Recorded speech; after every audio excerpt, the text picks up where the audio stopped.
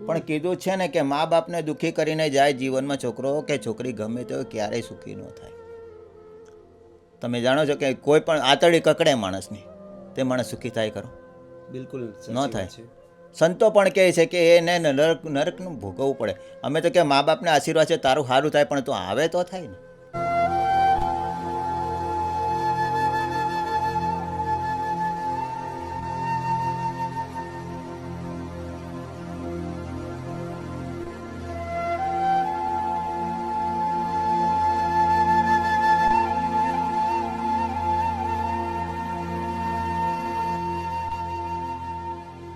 તો કાકા પહેલાં તો મારું નામ નિલેશભાઈ છે. તમારું શું નામ છે? નટુભાઈ ધનજીભાઈ પ્રજાપતિ. અને તમારું બા? સવિતાબેન. સવિતાબેન. તો દાદા હાલમાં શું તકલીફ પડી રહી છે ને પરિવારમાં કોણ કોણ છે? એટલે તકલીફમાં શું છે કે જ્યાં સુધી હીરામાં કામ થતું હતું ત્યાં સુધી કામ પર જતા હતા. ભાઈ કોરોના પછી પેટમાં પાણી ભરાયું ને પછી મારાથી કામે નથી જવાતું.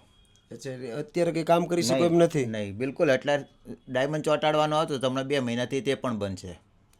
આ તો મારા ઘરના છે તે પાંડવનું દવાખાનું છે અહીંયા, એમના ત્યાં કચરા પોતું કરવા જાય અને જે પગાર આવે તે અમે ભાડા પૂરતા વાપરીએ, અથવા અમારે જે પણ કોઈ હેલ્પ કરે મદદ કરે એમાંથી અમે અમારું જીવન નિભાવીએ છીએ. અચ્છા, એટલે આ ભાડાનો રૂમ છે? ભાડાનો રૂમ છે. કેટલું ભાડું છે આનો? દર મહિને 3000 રૂપિયા ભાડું છે.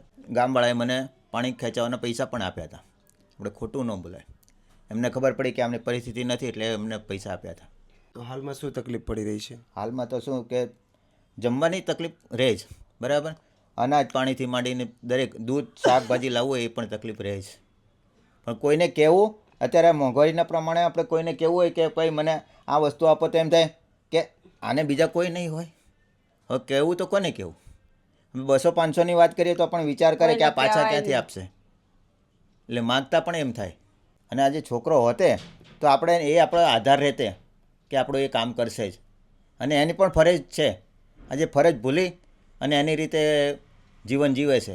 એમાં અત્યારે હાલ અમારે હેરાનગતિના હિસાબે જ તકલીફ પડે છે કે ખાવા પીવામાં ને બધી રીતે હેરાનગતિ છે.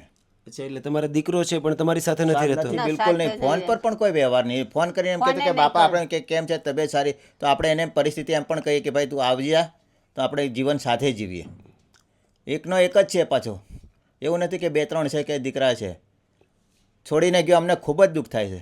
પણ એ વિડીયો સાંભળીને પણ જો આવી જાય ને તો ભગવાન એને સદબુદ્ધિ આપે. ભગવાન પર તો આપણે ઘણો ભરોસો છે. કેમ ભગવાને જીવન આપી છે, જીવવું તો પડશે જ. ખોટા આત્મઘાતનો રસ્તો ક્યારેય નહીં કરવો. શ્રીજી મહારાજે કીધું છે, અમે વાચનામૃતને બધું વાંચીએ છીએ એના પ્રમાણે કે ખોટા રસ્તે કે આત્મઘાત નહીં કરવો. જીવન ભલે જેમ જીવાય તેમ જીવી લેવા. નરસિંહ મહેતાને બધા જીવન જીવતા હતા ને, એમને પણ ઘણી જીવનમાં તકલીફ પડી. અમને પણ તકલીફ ચાલુ જ છે. અને તમારા જેવો કોઈ હેલ્પ કરે તે બદલ ભગવાનનો ખૂબ ખૂબ આભાર. અને અમારા વિડીયો જોઈને જે છોકરાને જો એમ થાય કે ના મારે મા બાપ પાસે જવું છે તો આવે તો એના માટે આપણે દિલથી રાજી છીએ. હાલમાં શું તકલીફ પડે છે? મેં નથી હેડાતું પગે. અવડે જાઉં હું કચરા પોતું કરવા, તે સવારે જઉં કરીને આવું, પછી રોજનું ઘરમાં કામ કરું. અચ્છા, એટલે તમે કચરા પોતા કરવા કચરા પોતું કરવા દવાખાને જવું, તે ડૉક્ટર સારા છે, તે 5000 મને આપે મહિના ભાડું ને એવું ભરું. એટલે અચ્છા, એમાંથી ઘર ગુજરાન એમાં ચલાવો ઘર છો? ગુજરાન ચલવું, ભાડું ભરું, લાઇટ બિલ ને બધું ભરું. દુઃખ તો ઘણું થાય પણ કરીએ છીએ. શું દુઃખ થાય છે? દીકરો તો ઘણો યાદ આવે પણ ના આવે તો બસ શું કરવાનું, મન વાળવું પડે. આજે ભગવાને દીકરો તો આપ્યો પણ નહીં, આપણા કામનો નથી. શું બા? આપણા કામનો નથી દીકરો આપ્યો છે. પર ભાવનો કોઈ લેણિયાત હોય, બરાબર. આપણે એમ કે ગયા ભાવમાં મેં એનું લીધું હોય તો આ ભાવમાં મારું પૂરું કરી, પણ તે છતાં પણ આપણને એમ નથી કહેતો કે બાપા મારી ભૂલ થઈને હું તમારી પાસે પાછો આવું. આજે દીકરો છે પણ એ પણ સાથ નથી આપતો. બિલકુલ નહીં. આજની તમારી પરિસ્થિતિ જોઈને ખરેખર બહુ દુઃખ લાગ્યું અને એવું લાગે છે કે દિવસે ને દિવસે માણસે મરતી જાય એવું લાગે છે. આજના દીકરાઓ કેમ આવું કરે છે? મને પોતાને પણ એમ થાય કે એને ખુદ એમ કે મારો બાપા કોણ છે? સત્સંગી માણસના ત્યાં આવું તો કેમ થયું? એ પણ પરમાત્માને પણ મને ખૂબ યાદ આવે છે કે ભગવાન આમ કેમ હશે. પણ હા, એક વસ્તુ છે કે ગયા ભાવમાં કોઈ પણ મેં પાપ કર્યું જ હશે તો જ આ બને, નહીં તો હરિભગતના ઘરે આવો સપૂત ન પાકે. અચ્છા, એટલે તમે એક હરિભગત છો? ઘણા વર્ષોથી. અને આજે તમે હરિભગત છો છતાં પણ આજે તમે કીધું પ્રમાણે જીવનનું કંઈક હશે જ, હોય જ. એનું કારણ કે આપણે 3-4 પ્રકારના પુત્ર છે ને, કોઈ કેવા પ્રકારનો છે તે આપણે ન ખબર હોય. આપણે ભગવાન એટલું કીધું છે કે આપણે ગયા ભાવનું ભૂલી જઈએ છીએ, પણ એ કર્મ નથી ભૂલતા. કે કર્મ તો આપણી સાથે જ રહે છે. સત્કર્મ નહીં હોય ને દુષ્કર્મ હશે તો જ આ બી ના બની હોય. પણ કીધું છે ને કે મા બાપને દુઃખી કરીને જાય જીવનમાં છોકરો કે છોકરી ગમે તે હોય ક્યારેય સુખી ન થાય. તમે જાણો છો કે કોઈ પણ આતડી કકડે માણસની, તે માણસ સુખી થાય ખરો? બિલકુલ સાચી ન વાત થાય. છે. સંતો પણ કહે છે કે એને નરકનું ભોગવવું પડે. અમે તો કે મા બાપને આશીર્વાદ છે તારું સારું થાય, પણ તું આવે તો થાય ને, તારા મનથી સમજીને આવે તો થાય ને. આવવા તૈયાર જ નથી તો આપણે એટલું જ કે તારા જીવનમાં તું જો મા બાપનું જો સમજીને વિચારીને કે મારા મા બાપ કોણ છે આટલું વિચારે ને, તો તારે બીજે ક્યાંય જવાનું જરૂર નથી. આપણે કહીએ કે મા બાપના પગમાં 84 લાખ છે, પણ તારી રીતે સમજે તો ને, સમજવા તૈયાર નથી. અને આ સંદેશથી સમજે તો તમારો પણ ખૂબ ખૂબ ધન્યવાદ. અમે ચોક્કસથી પ્રયત્ન કરીશું અને આ દરેક લોકોની ફરજ બને છે કે વિડીયો તમારા દીકરા સુધી પહોંચાડે. આપણે દવાખાનાનો ખર્ચો આપણે કેમ નથી કરી શકતા? કોઈ કે તમે આ દવા કરાવો તે કરાવો, પણ આપણી પાસે દવાના પૈસા ન હોય તો જવું કેમ? પગના દુખાવાની મને કીધું હતું કે તમારે આ દવા ચાલુ રાખવાની, પણ આપણી આવક ન હોય તો દવા કેમ મારે ચાલુ રાખવી? એ વાત બી સાચી છે કે આવક તો હોવી જોઈએ. હા, મને કીધું મને 1000 રૂપિયાની મહિને પગની દવા થાય, બરાબર, પગનો દુખાવો. એ સતત ધ્રુજારીના કારણે તમે 2 મિનિટ ઊભા રહેવું તો નથી ઊભા રહી શકતો. અથવા સંડાસ પાણી પેશાબ માટે હું ઘર સિવાય ક્યાંય નથી જશો, બહાર ગામ ક્યાંય નહીં. તો કાકા આજે તમે જે પણ હાલત સાથે જીવો છો તો એમાં આજે અમે તમને શું મદદરૂપ બનીએ? અત્યારે શું જમવામાં તકલીફ વધારે છે, બરાબર, તો જમવામાં અનાજથી માટે ગમે તે વસ્તુ હોય એ જરૂર વધારે છે.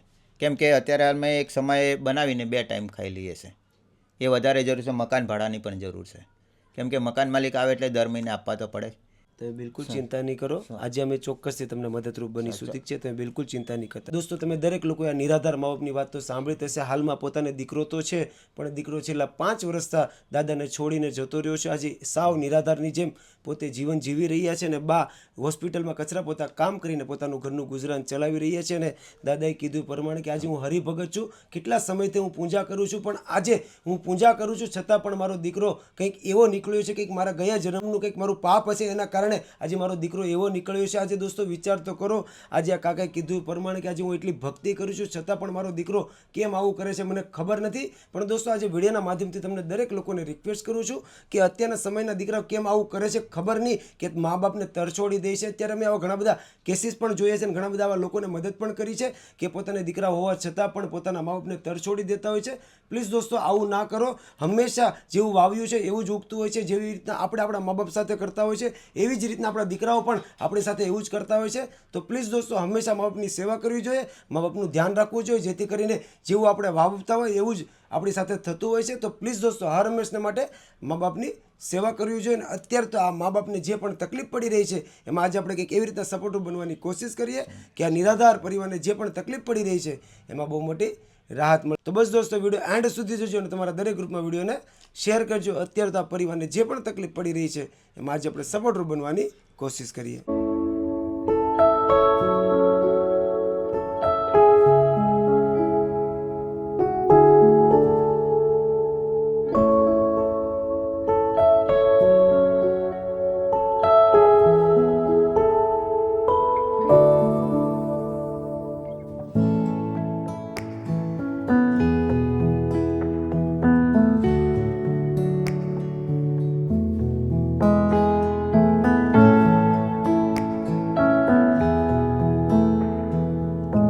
તો દોસ્તો, તમે દરેક લોકોએ આ મા બાપની વાત તો સાંભળતી હશે. હાલમાં મા બાપને ઘણી બધી તકલીફો પડી રહી હતી અને ખાસ વાત તો એ છે કે આ પરિવારને જમવામાં બહુ બધી તકલીફ પડી રહી હતી. પણ અત્યારે તો આ પરિવારની રિક્વાયરમેન્ટના હિસાબે પરિવારે જે પણ નાનું મોટું બધું જ રાશન કરિયાણું કીધું હતું એ બધું જ રાશન કરિયાણું લઈ લીધું છે, જેથી કરીને આ પરિવારને જે પણ જમવામાં તકલીફ પડી રહી હતી એમાં આજથી આ પરિવારને બહુ મોટી રાહત મળશે. અને દોસ્તો, આજે આપણને સંપૂર્ણ રાશન કરિયાણા માટે જેણે સપોર્ટ કર્યો છે એમનું નામ છે કાશ્મીરાબેન દેસાઈ, જે યુકે લંડનના રહેવાસી છે.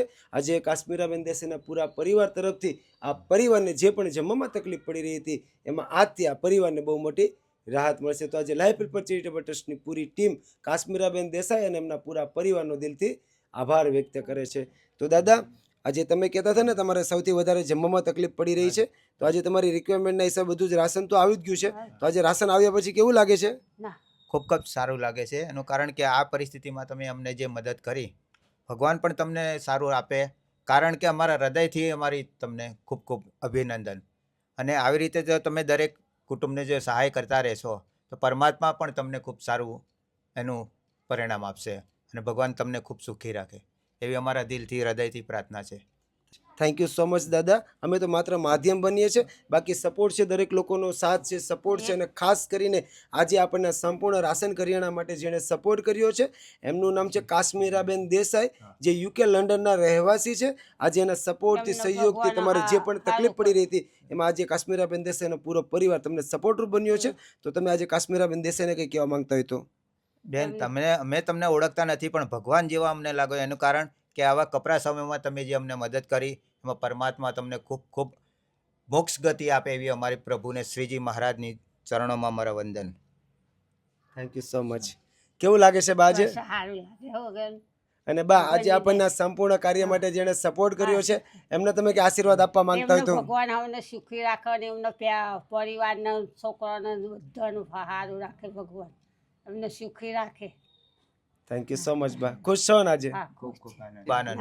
અને અમને ખબર પણ નથી કે આવા કપરા સમયમાં તમે અમને આ રીતે મદદ કરશો.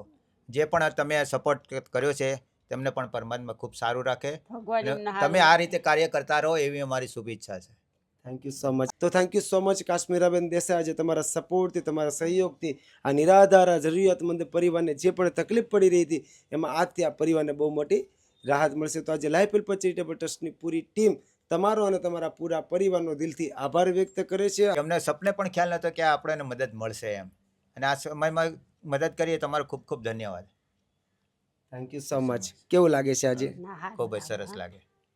બસ અમે તો માત્ર માધ્યમ બનીએ છીએ, બાકી સાચા હકદાર તો આજે કાશ્મીરાબેન દેસાઈ જેવા દરેક લોકો સપોર્ટ કરે છે.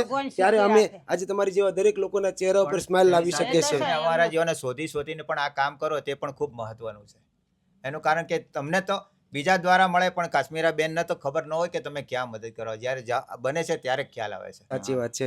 પણ કઈ વાંધો નહીં, હવે તમારે જે પણ જમવામાં તકલીફ પડી રહી હતી એમાં તમને ચોક્કસથી રાહત મળશે. ઠીક છે, કઈ વાંધો નહીં. સારું, ચાલો અમે રજા લઈએ છીએ. અમને ને અમારી પૂરી ટીમને એવા આશીર્વાદ આપજો કે અમે તમારી જેવા વધારે લોકો સુધી પહોંચી શકીએ અને વધારે લોકોની મદદ કરી શકીએ. ઠીક છે, સારું, ચાલો અમે રજા લઈએ છીએ. તમારું ધ્યાન રાખજો. જય સ્વામિનારાયણ. જય સ્વામિનારાયણ.